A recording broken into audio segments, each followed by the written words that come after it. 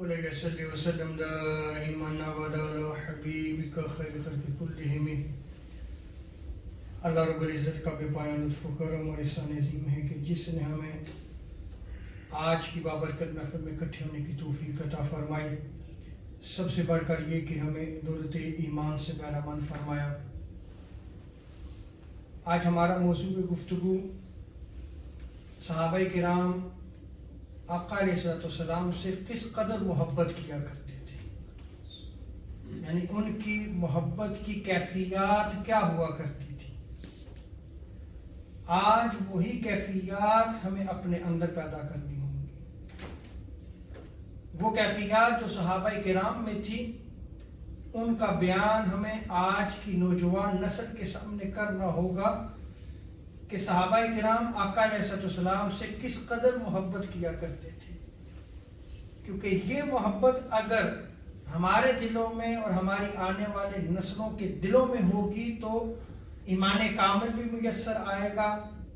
اور قرون اولیٰ میں جو مسلمان اسلام کا علم بلند کیے ہوئے تھے، ایک مسلمانوں کے ہاں تمکنت تھی، عروج تھا، اس کا حصول اسی طریقے سے ممکن ہے.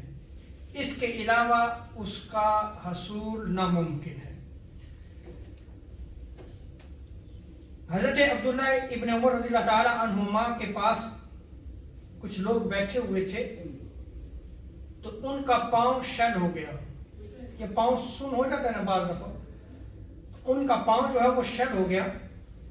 تو کسی نے ان سے کہا کہ آپ اس محبوب ہستی کو یاد کریں جو آپ کو سب سے زیادہ پیاری ہے، جس سے آپ سب سے زیادہ پیار کرتے ہیں، اسے پکاریں.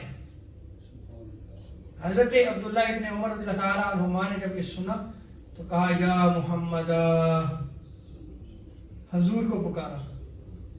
یعنی آپ صحابہ کا عقیدہ دیکھیں کہ اگر انہیں کوئی تکلیف ہوتی تو اس تکلیف میں بھی وہ آقا علیہ السلام کو یاد کر رہے ہیں، حضور کو پکار رہے ہیں.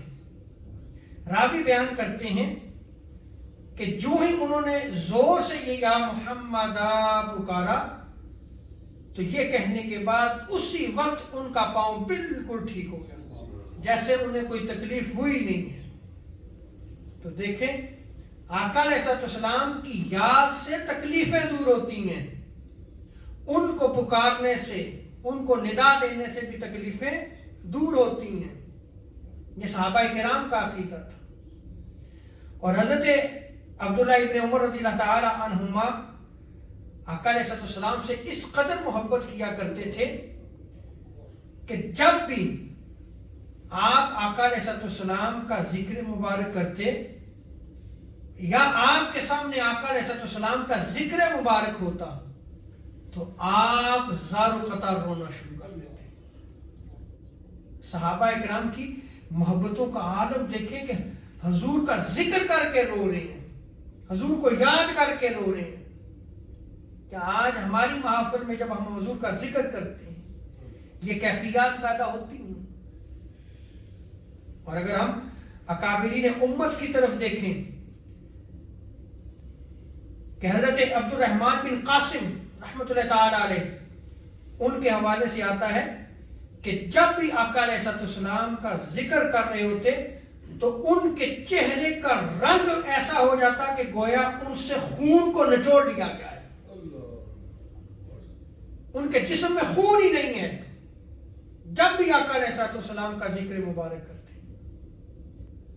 اور آقا علیہ السلام کی ہیبت و جلال سے ان کا منہ اور زبان جو ہے وہ خشک ہو جاتی. اکابرین امت کی جو ہے وہ آپ دیکھیں کہ کیفیات تھی. آج کیا ہمارے محراب و منبر سے جو ہے وہ حضور علیہ السلام کا ذکر ہوتا ہے، محافل میں ذکر ہوتا ہے، یہ کیفیات آج ہمارے اندر ہیں.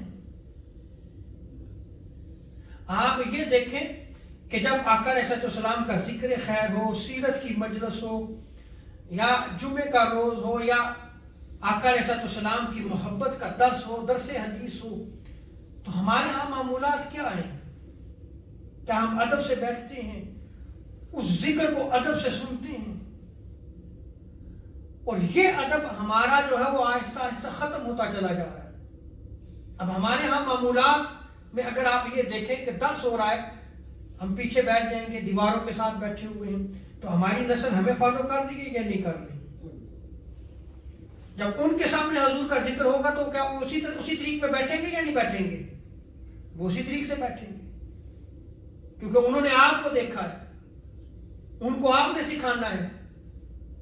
اور آپ یقین جانیے کہ بہت مرتبہ ایسا ہوتا ہے کہ مجالس کے آداب کو بیان کرنا پڑتا ہے کہ جب مجلس ایسی ہو تو قریب ہو کے بیٹھے، اس کو سنیں کہ مجلس کا ادب آتا ہے. ادب سے بیٹھے، حضور کا ذکر ہوگا، ادب سے سنیں. اور ہمارے ہاں تو ایسا ہے کہ امام اور خطیب جب خطاب کر رہا ہوتا ہے تو ہم آپس میں گفتگو کر رہے ہوتے ہیں، حضور کا ذکر خیر ہو رہا ہوتا ہے تو ہم آپس میں گفتگو کر رہے ہوتے ہیں، پیسوں کا لین دین ہو رہا ہوتا ہے. حالانکہ صحابہ کرام کی زندگی کا حال یہ دیکھیں، اکابرین امت کا حال یہ دیکھیں کہ وہ حضور کا ذکر کرتے ہیں تو ایسے ہو جاتا کہ جیسے ان کے جسم میں اور بدن میں خون ہی نہیں رہا، خون نچوڑ لیا گیا ہے. اور حضرت عامر بن عبداللہ بن زبیر رحمۃ اللہ تعالی علیہ کے پاس حضرت مسعود بن عبداللہ کہتے ہیں کہ میں آیا اور میں اکثر جو ہے وہ ان کے پاس آتا تھا، تو جب بھی ان کے سامنے آقا علیہ السلام کا ذکر جمیل کیا جاتا تو وہ اتنا روتے کہ ان کی آنکھوں میں آنسو نہ رہتے، آنسو خشک ہو جاتے،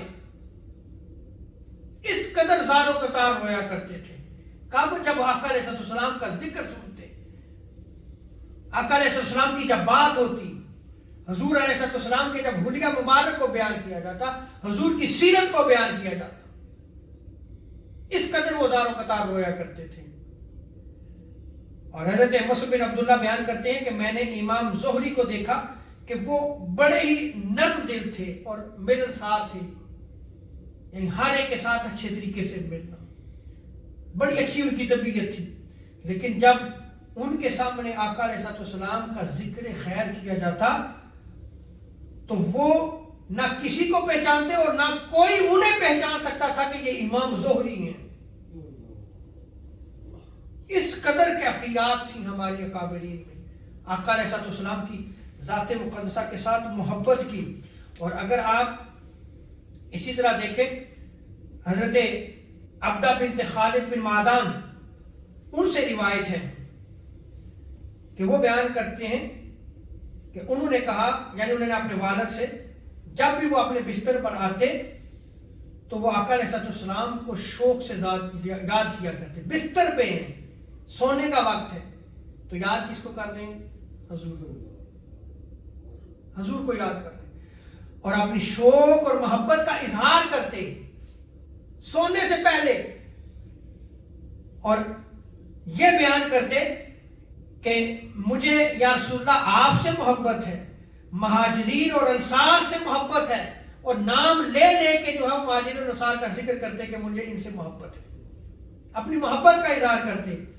اور یہ کہتے کہ یہ لوگ میرا سب کچھ ہیں اور ان کی طرف میرا دل جو ہے وہ میلان کرتا ہے، میرا شوق انہی کی طرف ہے، میری محبت انہی کے ساتھ ہے. اے میرے رب، میری روح ان کی طرف جلد قبض کر لے. یعنی آپ محبت کا عالم دیکھیں، اس قدر جو ہے وہ محبت کیا کرتے تھے. اور یہی محبت کا تذکرہ کرتے کرتے کرتے کرتے جو ہے وہ آپ سو جاتے ہیں.